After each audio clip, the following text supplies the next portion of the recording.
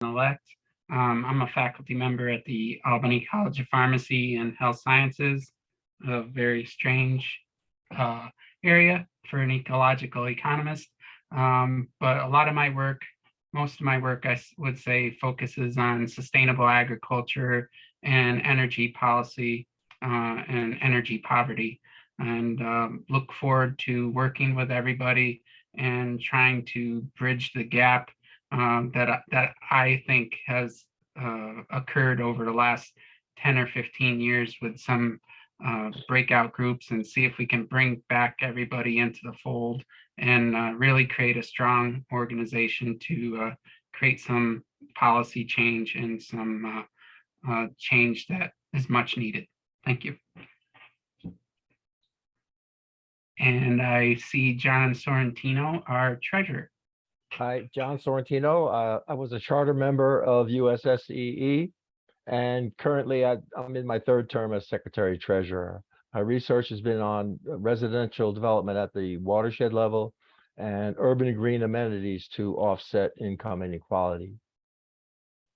Thank you. Any other board members around? Susan.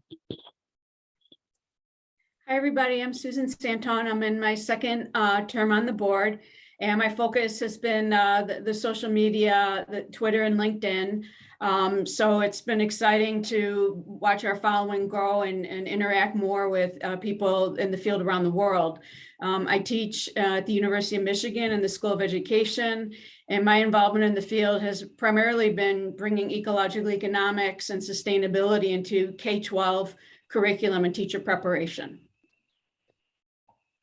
So, Roland. I can't hear something. I want to hear. I have a junior board member with us too. I know what that's like. But Here, Roland, do you want us to have you go later? All right, Eric, do you want to introduce yourself? Sure. Yeah, my name is Eric Nordman. I'm a newly elected board member, so thank you very much. I'm a professor of natural resources management at Grand Valley State University near Grand Rapids, Michigan. I teach courses in environmental economics, ecological economics, and natural resource policy.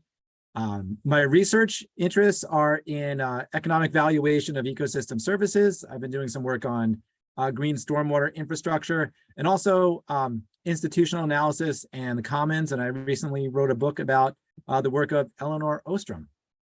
So I'm really excited to be a part of the conference. It's going great, and really excited to work with the board to make this society keep it going and make it even better. So thanks. I'll kick it back to Roland. He's ready. Hi, sorry for the disturbance there. My name is Rolando Fori, and I am a member of the board. I joined the board last year, and it's been a great opportunity to learn more about the organization, to help with the conference programming and all that. Aside from the board, I am also a postdoc at the University of Illinois, and my work really involves issues around environmental sustainability, food waste, and invasive species. And I'm happy to be part of this great organization.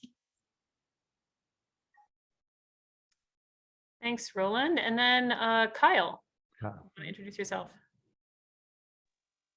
Sure. Hi, I'm Kyle Gracie. I have been the executive director for a little over a year now for the society.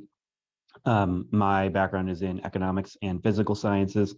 I'm an independent consultant, primarily in economics, and similar to Laura, have been a member of the society and involved for about 2 decades now, originally in the undergraduate ecological economics program at Rensselaer Polytechnic Institute. Thanks. Am I missing anybody? Just looking, some people are popping on and off, so I'm just making sure. Okay, well, that's who we are. We're a small enough group that we may get the, depending on our time, we may have the rest of you introduce yourselves as well, although I know many of you. But right now, let's move on to some orders of business that we can get through before a more interactive piece. So one is to approve the minutes from the 2019 meeting. So this was a long time ago, and you know, I'm guessing that many of you were not necessarily there, but we did want to, you know, do the formal thing and give them to you so you can see, you know, what we discussed at that time, which was at the last biennial conference, which was held jointly with the Ecological Society of America, as you may recall, in Louisville, Kentucky. Some of us were there.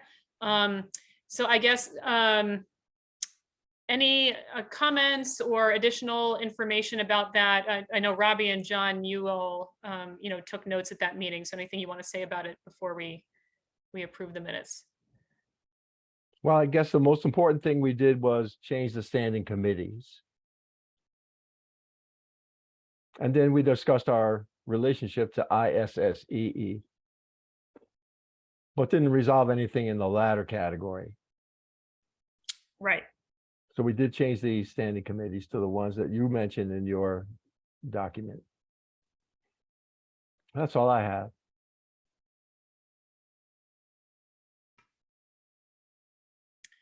Okay. So if there's nothing else, do I hear a motion to approve the minutes?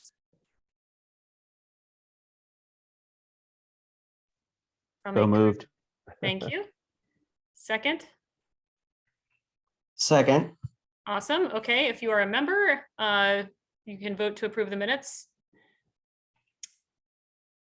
All right, looks like we have a quorum of those present. Okay, great. Thank you very much. Okay, so moving on to the treasurer's report. John, over to you for that. Okay. So our bank account contains 8585. PayPal contains 1543, which adds to 10128.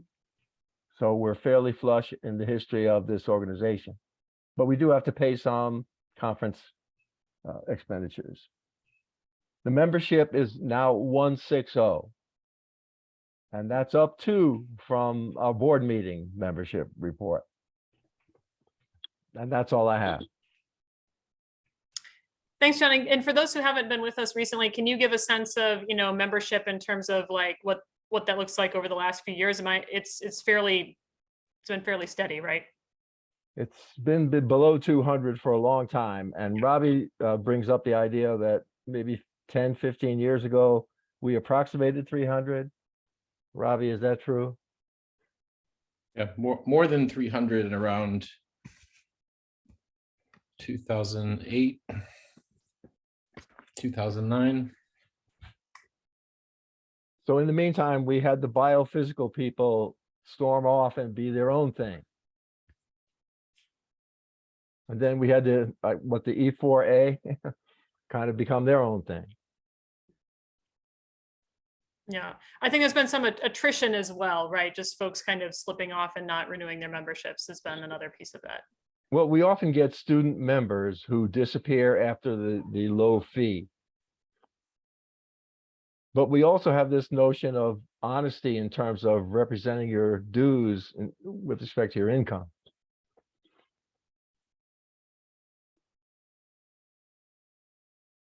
No. Which we haven't solved as a problem, quote. Sure. I'd like to, you know, give everybody the chance to ask questions as we go along. And like I said, we'll have a more interactive discussion in a bit, but if you have questions about anything that's being talked about, feel free to raise your hand, put it in the chat. Otherwise we can, so thanks, John. I have a couple of, you know, things to kind of point out from the materials that I shared with you in the Google Doc. So one is just, you know, you're welcome to kind of look through the summary of activities of the society that we've been doing since 2019. So as you can see from the treasurer's report we just had, we are a relatively small society, both in terms of membership and in terms of resources. But I think, you know, given that size, we actually leverage it quite well.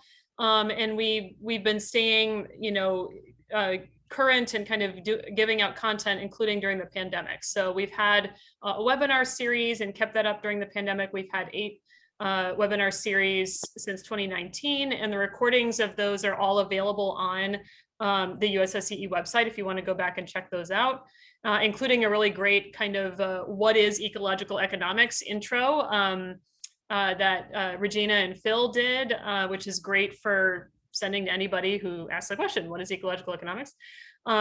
We've also, with Kyle's leadership, revamped the website to make it much more user-friendly and to really kind of organize all of the ecological economics content. And I will say we are ahead of the, at the vanguard on that to some extent, because IC then decided after we did it to also revamp their website. So I think we were first. Susan has been leading our social media strategy and has been getting out a lot more content via LinkedIn and Twitter, and I think less so Facebook, right, Susan, but very active on those platforms. So I encourage all of you, if you're on those platforms, to and you are able to, in a way that's conducive to your mental health, go in and interact with the postings from USSEE and retweet them and engage with them, because that helps. And on the IC side, we've been having all the regional societies kind of try to retweet and engage with each other as well to boost that reach. Susan, do you want to say anything more about that? Sure. If you're on those platforms and we're not following you, please do a tweet and tag us, and then we'll be sure to follow you. Members can also post on the LinkedIn site themselves. So for example, Eric posted about his book and a webinar. So it's also a great way to promote each other's work. And that was one of the benefits of the organization that came up when we did the surveys last year. Yeah, great. Yeah, thanks, Susan. Oh, yes, and that's something I didn't mention in the notes, but I should have, that we did do a membership survey also during the pandemic, and a lot of these activities were based on what our members said that they wanted, again, being within the realm of feasibility for us as a small volunteer society. And then, of course, we held the virtual conference this year, which you all are at right now. And last year we had a virtual poster session with a lot of students participating in that. So that was a lot of fun. So that's what we've been up to. I also want to point out, and I saw that this was asked in the chat as well, we do have 4 standing committees, and we are always looking for people to step up and serve on those committees. So you can go to the link in the Google Doc to read the descriptions, the mission statements of each of those committees, but they are membership, focused on increasing our membership, reaching out to members, as you would think. Curriculum, getting ecological economics materials that are usable for people who want to teach ecological economics, or use those to, in any context, to kind of explain the principles of ecological economics. Website and communications, and external funding. In this year, when we were kind of preparing for the conference, we had those committees mostly working on conference stuff, but as of next month, they're going to transition back into working on these aspects. So if you are interested in joining any of those committees, and I encourage you also to reach out to any other ecological economists who may not be here today, who you think might be interested, please do contact me or contact Kyle at the information I put in the link. Okay, any questions on any of that information or any clarifications from my fellow board members? Well, I'd like to mention that we had something like 70 people at our 2017 conference in St. Paul. We had 40 people roughly in the 2019 conference. So the organization doesn't seem to be that enthusiastic. We like the subject and we interact once in a while, but we don't seem to have a lot of enthusiasm. The numbers who vote in the elections are painfully small. And hopefully in the breakout session, we can ascertain some of the reasons. Right. Although, to be fair, the people that are here are probably some of the more enthusiastic folks that do. I agree. So maybe they have ideas about roping the other ones in. Yeah. And the only thing I would add to that, Laura, is the committees, while they are primarily staffed by the board, those committees are all open to other members as well. So if anyone here or that you know who's a member has interest in serving on any of those committees, just let us know, because we are always open to additional contributions from the membership. Yeah, and I just want to make the point, kind of following on what John just said, and look, I know this is a tough time for everybody. Everybody's got a lot going on. I myself am a mom and a professor and all that. So we all have limited time. At the same time, if we want to see the society do more, we all are an all volunteer society, and we need to make it happen ourselves, right? So the time commitment for the committees is fairly small. I would say it's only a few hours a month, really. There's maybe one meeting a month, and then it's up to you, what you want to do. So, even with a couple extra members on a committee, that can be another webinar or be another outreach mechanism or something that can really extend our reach. So I would say that if you're, kind of sitting there and not happy with what's going on or wanting to see more, then definitely raise your hand, get in there and help us out, because we can use all the help we can get. So that's my recruitment speech. Yeah, Jonathan. Yeah, I had a question following up on what John had said. Which is, do we have some sort of outreach list, which would include current members, past members, possibly people who might be interested in material, but are not necessarily regularly in contact? Could we do a sort of periodic, broader outreach? Much of the interesting stuff that I was just listening to, I think could reach a wider audience. And in these, COVID days, everything tends to be electronic. So if we could have a sort of regular outreach beyond our existing membership, then maybe we could, promote things a bit more. And I would offer the outreach list on at least a one-time basis of our institute, which has several thousand faculty and students, mostly in environmental areas. If we could think about how to use that, it might be possible to draw people in.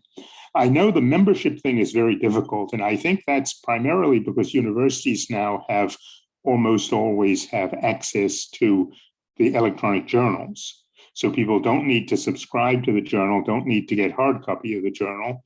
Therefore, what's the incentive to be a member? So I think more aggressive outreach would essentially be necessary to broader lists, as opposed to always talking to the same small group. Well, it's an excellent small group with a lot of very valuable research and commentary and discussion at this conference, but it seems to me we need to think of ways to get out more broadly. For this specific conference, I didn't see much outreach as far as I was aware of beyond the membership. Well, may I start for fellow board persons? May I just start? When Erin Lennox was executive director, she and I tried to aim at the lapsed members several times, and the return was very low. Kyle, I think, has gotten into that groove, and he may report that the return is fairly low. We tried to correspond with the biophysical folks, but they did not respond to us, and now they send us their announcements about webinars, etc. In terms of other people, we met with the Ecological Society of America in 2019, and we hoped that would generate some interest, but it didn't. So we've been trying on the outreach, Jonathan, but the returns have been relatively nil. Yeah, which is not to say we shouldn't keep trying. So, I mean, I agree. if anybody has more groups, we are very happy to reach out to, hey, have you thought about this group? It sounds like you have one at your university, Jonathan. We did, try that for this conference. We reached out to listservs and groups that we thought might be interested who haven't been members in the past. I think that maybe bore some fruit, but maybe not as much as we would have liked, but we're always open. Yeah, I did see postings by Susan on LinkedIn. And I think that's, that's one valuable outlet. Yeah. Thanks. Yeah. Well, Susan. I just want to add one more thing that Okay, Robbie, go ahead, and then Susan. Yeah. Robbie started putting announcements on AERE Yeah. listserv. Yes. I'm done. Go ahead, Susan. So in terms of the outreach, yeah, LinkedIn is really great because you can post on your own timeline. We can share that. You can post on the USSEE page and then, share that with your contacts. So it's an easy way to get information out to people, like-minded people who might not be members yet. So we really encourage you to, share your own good news and then help spread the word. And then the second thing about the membership and, what is the incentive? We've been talking about putting some of the, I guess, more valuable resources sort of behind a member wall, where maybe some of the full syllabi or things like that would be behind a wall. And then there'd be, snippets and teasers. And then, it would be a member only. And I'll ask, Kyle to chime in terms of some of the technical issues and how to get that wall and with ISEE and all of that. So I'll let Kyle jump in on. Sure. Yeah, so we're working with ISEE to allow that so that anyone with any ISE membership would still be able to access all of the content. Because, for example, in addition to our explicit membership, we have about 22 at last count folks who have indicated the US Society as their secondary regional affiliation. And then, of course, there's the rest of the membership around the world. And then at the same time, we are, of course, trying to balance the publicly available content and our responsibility as a public charity to providing member content. But that's where that is right now. And we heard from you all, or some of you who took the survey last year about this, that you felt that was important that we balance publicly and privately available content. In terms of other communications channels, to answer Regina, your question, we do track website statistics, so we do know who is coming, at least in a regional geographic sense, and some other indicators who is accessing the website. So we do have that information available that we use. But I think to reinforce the original point, although we have tried a number of outreach and communications channels, and some have been somewhat successful and some have been less successful, we are always open to additional experimentation. The universe of potential contacts is very, very large that we have not reached yet. So if you have ideas for other places we can be reaching out to, we are very open to that. Thanks, Kyle. John E., we have a lot of Johns here. Go ahead. Oh, you're muted. Okay, this is John Erickson from the University of Vermont. I've been involved with USC for years, although not in the most recent years. I'll just say that maybe it's obvious, but from my experience, membership fluctuates with conference attendance. The major incentive is people renew their membership, just like I did 2 days ago, to attend a conference and get the discount. I mean, it's really that simple in my mind. So when you get a really good conference participation, you get a bump in membership. So the only time we've seen membership go up is when we've had, big conferences. So I'll just add that, and the fact that you all have maintained the membership that you have during the pandemic is you should be patting yourselves on the back. It's fantastic, because I consider myself as a fairly active member through the years, and yet I only renew my membership when I'm going to a conference. So that's all. Thanks. Thanks, John. And I appreciate that's a good way to put it. Certainly we're not where we would like to be in growth, but we haven't lost a ton of ground during the pandemic either, which is great. Yeah. David, go ahead. Yeah, I guess I'd echo what John said. And again, compliments that you've maintained this membership. And that kind of bulge of membership in 2000, the kind of mid 2000s there. Another piece besides the conference was, I have an important call from a lawyer, but I'll get back to him here. Anyway, when we had a focus on a topic, like we did watershed restoration, and we said, here are the solutions, And then all of a sudden we got a bunch of watershed people who joined. And they were there for a while. So I think there needs, if there's something which says, this is going to help my job as far as, then we're going to get people who join from those areas. And in the 2005 conference, we had a lot of people join who were just totally not connected with ecological economics before, because it was a big conference and they felt like this is useful. So I think whether it's valuation or some other topic, I think we could target a number of people, but it needs to feel like, okay, something's happening. There's an event. We're going to solve some problems, and then they're going to join. That was my experience for that period of running a meeting and being with the organization and such. So that's all I have to say. Thanks for that. Yeah, Robbie, go ahead. Yeah, thanks. To sort of underscore both John's and David's points about events, we were struggling as a board, of course, early in 2020. And early in 2021, we held a virtual poster conference targeted at students, because we were brainstorming and thinking, okay, we have our careers. What can we do during the pandemic to bring together students as a community? And I don't remember the number of posters that were presented, but even that small event, because it's so inexpensive to become a member, that event boosted us from like 130 to 160 or something like that. So we got a boost in the middle of the pandemic. So even virtual events, I think, do help. And to the extent that we can continue doing this kind of thing, people will remember to renew and that kind of thing. Yeah, thanks. Madhav. Thanks everyone. Great discussion for a good cause. I'm from Florida International University, for those who do not know me. I was on the board, I think 2 terms ago. Been one of the founding members of the USSEE, on and off few years. I've been back for several years now. I'm also a member of the Indian Society for Ecological Economics. So whether we want it or not, we are still in this virtual life. We've been kind of spoiled for the last 2 years, doing a lot of stuff online.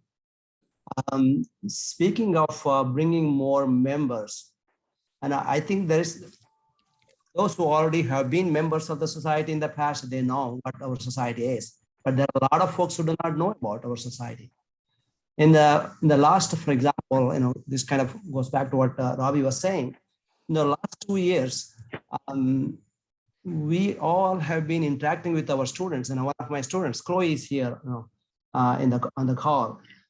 We have been very effectively interacting with our students. Like every 2 weeks, we have had student discussions, and which was regularly attended by all my graduate students.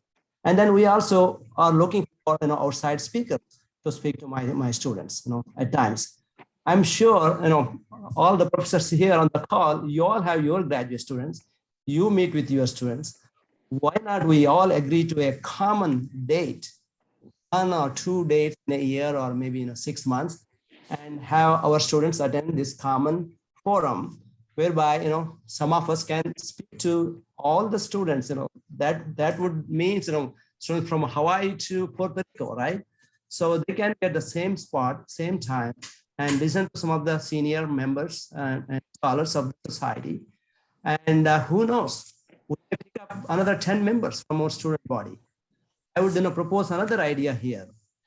What if we all, each of us, make a commitment to bring at least one other colleague of ours, either from our department, our university, or maybe from another university, invite to such a meeting, common meeting. So of course, we cannot sell membership the very first time they attend. If they attend, come a couple of times. If they like, then they will continue to associate with the society. So a couple of ideas that I have for kind of reaching out, going back to John's point and Robbie's point. I think those are great suggestions. Certainly a student forum is, we kind of did that with the poster session last year, but I think it would be great something to keep up. And yeah, definitely bringing more students in is fantastic for membership. And I like your point too about, any one of us can share and invite to the activities of the society. Susan's done such great work to put it out on social media in a way that is very easily shareable. So if everybody shares it to your network, say, hey, I'm going to this webinar, it's going to be really cool, here's the information, you're right. Like maybe a fraction of the folks that show up at those webinars are going to say, hey, I'd like to learn more and maybe join. So just encourage all of us to be looking for opportunities to do that. Yeah, John. Which one? A couple things. One of the things I'm hopefully going to be able to, I have access to some work study students. So I'm hoping to try to get them to compile a database of various departments and contacts so that we can reach out to both faculty and students. So once that's created, to your point of reaching out to your colleagues, that would be great if somebody would, here's the database, somebody at this particular place. If people would be willing to contact them to get them involved, that would be extremely helpful. And the second thing is, along with the virtual poster sessions and conference for the students, maybe, and I'm curious if there's interest in this, maybe like the non-conference years, having maybe a workshop or two on a particular topic that would get people to talk about various things and try to come up with some solutions. But yeah, I'm curious if there's any interest in that. Well, I'd like to add that during the Erin Lennox years, she would get people to register for the webinars, and often there'd be 100 or so, and 30 people would show. And then she would correspond with the people who did show to see if they'd like to join, and virtually no one did. So it's kind of a play on the Mahadev idea, but we've tried that, something similar without the captive audience, but people seem to be interested in the topics and then would fade away after. Yeah, Regina. Hi, everybody. Good to see everyone.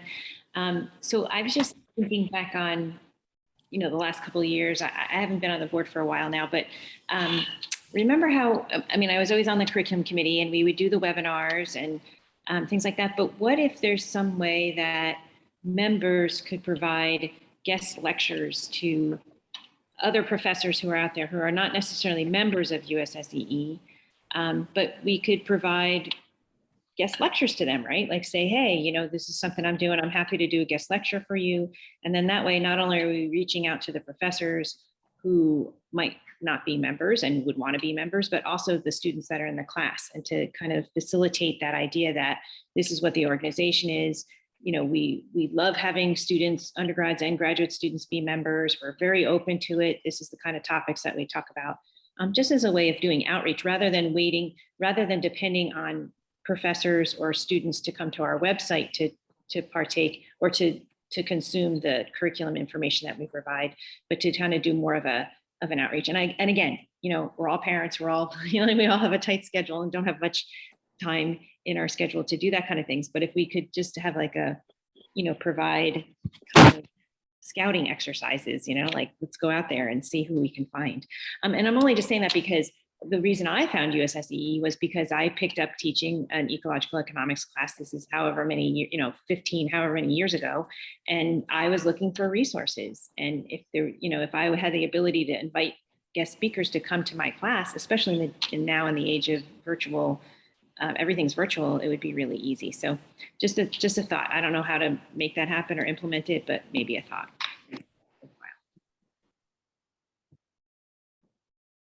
Yeah, thanks. I think that's a great idea. And again, it just requires, the human power to make that happen, so that could be something the curriculum committee takes up, for example. Yeah. So Regina, you mean live performances, not webinars? Yeah. Not Like, recorded, hey, not recorded yeah. webinars. Like, hey, I mean, I just met Eric today. Eric was in my session today, and like, I would love to have Eric come and do not to put you on the spot there, but I would love for you to come and do a, half an hour presentation on your book on Ellen Ostrom in my ecological economics class. I would love it. My students would love it. Now I am already a member, so that you wouldn't be recruiting me, but if there's a way that we could reach out to other people who teach ecological economics, that would be great. Yeah, I mean, I think, and Barry has raised this in the chat, and this is something we asked our membership over the pandemic too, the question of, what are the incentives to get people to join, right? What are people looking for in the society? Yeah, I'd be happy to do that. Yeah. Oh, sorry, Eric, you were delayed. I didn't mean to step on you. And it was definitely clear that, well, during the pandemic, people want more kind of virtual content and virtual community because people are not, traveling and looking for kind of in-person meetings. But, clearly the community is kind of what people are interested in, right? And the content, much less so the journal and, the things that kind of were in the past. So that is something to consider is, what draws people to us, what attracts people to us. I mean, I think that a big part of it is that we're just a really unique kind of kooky society, and we probably never will be as big as the, AGUs and the ESAs of this world, and that's fine, but I do think that we can do more to help those other fellow kooky people kind of find us and connect. So, yeah. Well, we've segued a little bit into the discussion part, and we're a relatively small group, so we can keep going as a big group if we want to. So we've been talking a little bit about some of the questions that I had kind of suggested in terms of like, what are the benefits which you appreciate most, and why do you participate in USSEE? One thing we haven't talked about, which is kind of the inverse, but sometimes it's helpful to consider the inverse. What are the barriers that you see to you participating in the society as much as you would like to? Are there things that we could make better to encourage more participation, more engagement on the part of members?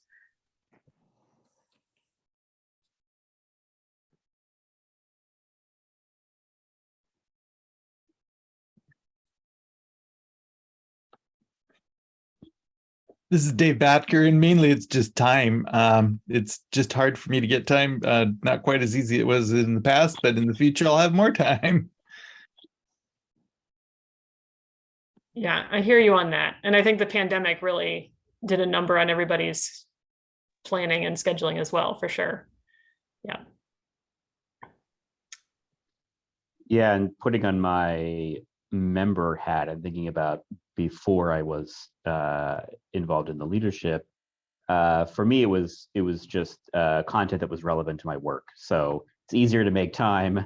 I'm inundated by conferences and Zoom sessions, and having a clear understanding of where something might be useful to my day-to-day work is where it is particularly valuable. So I think just to reinforce that idea of content, and I think we heard this in the member survey last year, folks wanted more content that was relevant to their research or their applied work, and they wanted actually a sort of mix of theoretical and applications in terms of the kind of content that the society was delivering. So just continuing to think about understanding what our members and the wider world are working on, and providing content that is useful for those applications and research, I think, is where, at least for me and potentially for others, we will have the most success.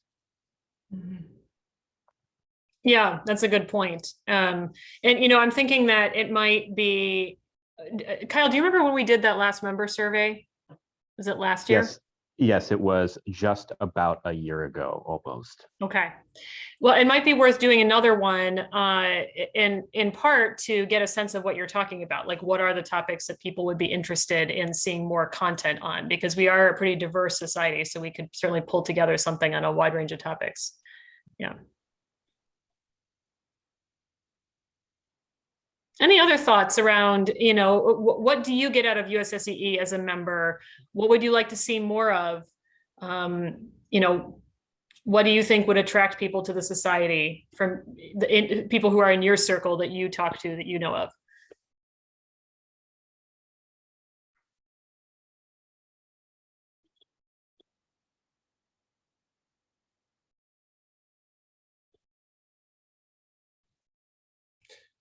I'll just offer that I joined as a graduate student and have been steadily involved throughout since that time. And there were many in my peers at that time who remained involved in the organization beyond their grad student days. And that's why I really wish we could do a major push. It would be kind of an all volunteer push just to all of you in the graduate students in your various programs that may touch some of the arenas of ecological economics. They can become members for $15, and it's just really inexpensive. And then they could come to this Friday's panel session that's entirely involving PhD students. And maybe a percentage of those students would stay with us through the next few conferences and run for the board and et cetera. If I may comment, one of the reasons that I stayed with the society, since 1999, is because of its multidisciplinary, interdisciplinary nature. During this time, for example, in the last 22 years, I have worked on fisheries, I have worked on forestry, I have worked on water, and I have worked on ecosystem services, agroecology, these multiple topics. So I'm an applied economist in that sense, right? But not on any particular resource, multiple resources, depending on, opportunities, grant opportunities, students' interest, and also the collaborators, interest, within my university and within in the local area, South Florida. So I found ecological economics is the only society that can embrace my multiple interests. But if I had concentrated, I could go to Agricultural Economics Society, I could go to Fisheries Society, or I could go to Ecology Society or Risk related society. But that's just one particular topic, and I may not be working on that topic after 2 years later. So Ecological Economic Society has that advantage of pulling people who are interested broadly in the socio-ecological systems. I think if I were to identify a colleague or two in my department, I would look for those type of people. And this is kind of my suggestion, in terms of any session. This is how we may want to reach out to other people. And they may not be readily, they may agree to join the society, but at least over time, a few attempts, inviting them for webinars, exposing them to different various scholars in the society, they may be convinced to join. And definitely, in the long term, obviously we had to reach out to students, students who are interested in multiple issues, like my student Chloe. Right now she's working on ecosystem services, but she's interested in environmental policy and stakeholder engagement, things like that. And she's going to be like me and most of us here, very multidisciplinary type person. And those are our future. And we need to do a better job in reaching out and securing their participation. Really excellent points, Madhav. I see a lot of people agreeing with you in the chat, including me. So yeah, we are a bit of a kooky society, so we need to find those who appreciate that. Colin, go ahead. Hello, everyone. Sorry I can't be on video, but yeah, my name is Colin Murphy. I'm a new member of the ISEE and USSEE, I guess. And I joined because, well, I'm a master's student as well. So I'm a master's student in public policy. And I guess I joined because I'm really aligned with the degrowth movement, and I'm fascinated by ecological economics and political ecology. I guess I wanted to share just sort of my new member's perspective for you, and non-academic perspective, around the question of how do you bring more people into the fold and keep them in the society? I guess for those of us who joined, who are practitioners and not academics, like I think folks need a compelling reason to join a society like USSEE.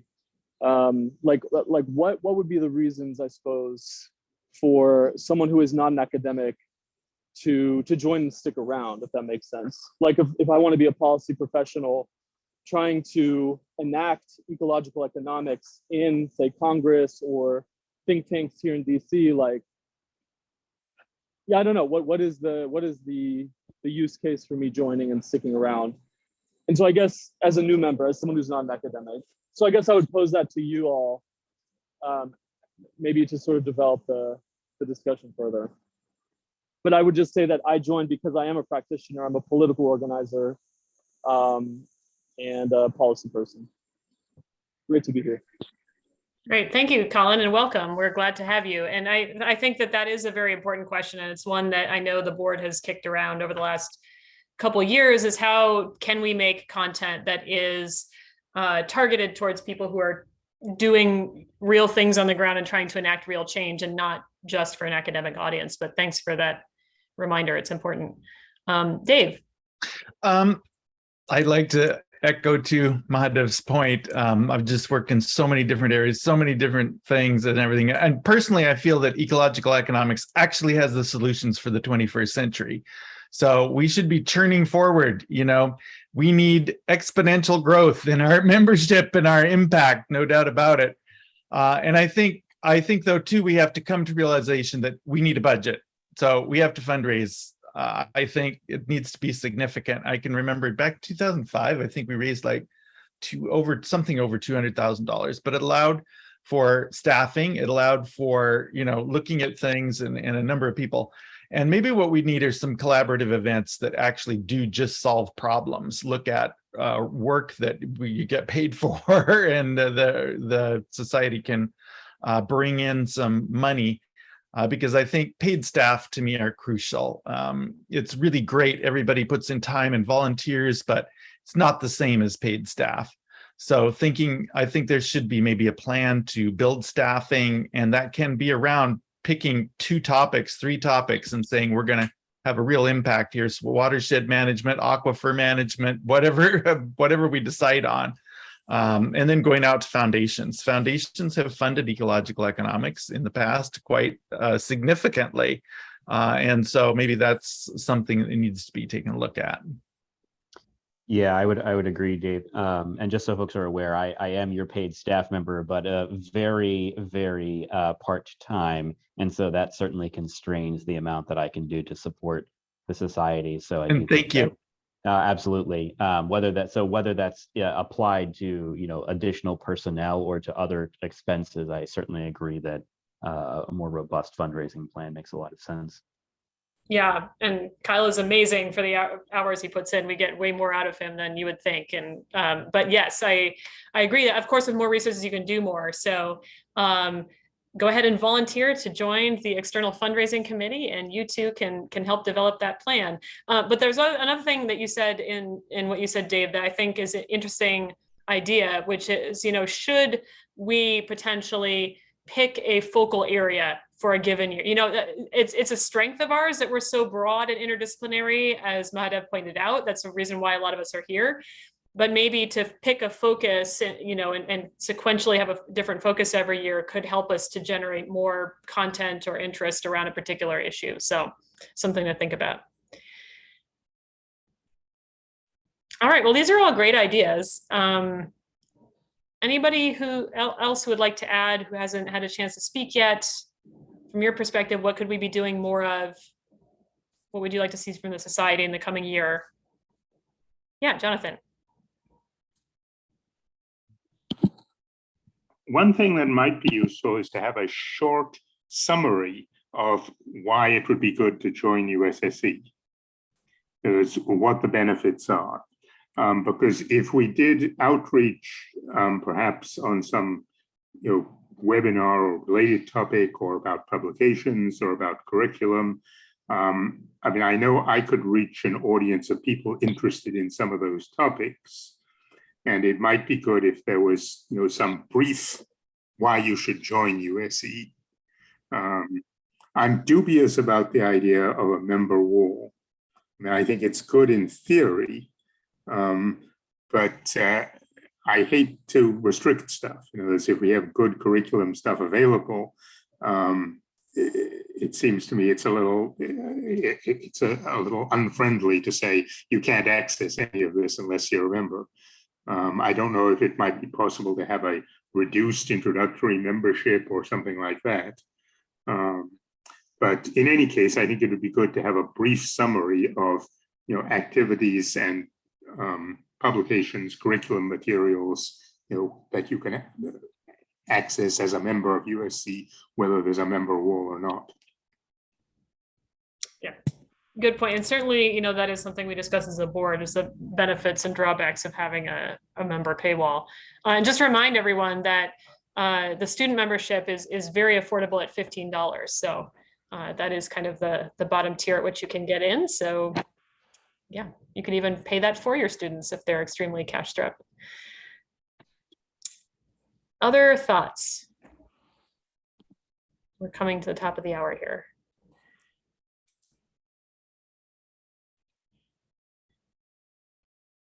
I know there's been a lot going on in the chat. I haven't been able to read all of it, but we are recording this, so it will be saved. And you know, we'll write up the notes from this meeting, obviously.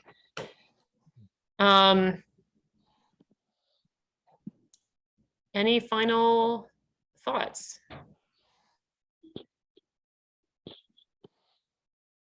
Okay, well then I just want to thank all of you for showing up today and contributing. And we have a great new group of board members coming in. I'm excited to see what we'll accomplish this coming year.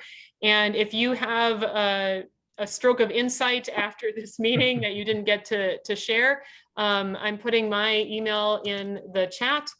You can also reach out to USSEEboard@gmail.com. I hope I typed that right. I was typing it quickly. And you can reach us that way. I also, again, really encourage you to go on LinkedIn or Twitter if you're on those platforms and share the material that the Society is putting out. Susan's doing a great job with that. And that is also a way to kind of engage with, you can even like tag people in it if you want to invite people to certain things. That does help expand outreach. And thank you for coming to the conference. And I hope you enjoy the rest of it. I'm excited for tomorrow and Friday. We have some really great content coming up. So thank you. We also need an undergraduate student for the board. Yes. Oh, thank you, John. Yes, we did not have any undergraduate students run to fill that role this year. So if you know of someone who might be great for that position, please let us know. Yeah. All right. Thank you and enjoy your evening. Bye-bye. Bye. Thank you Thank all. you. Ciao.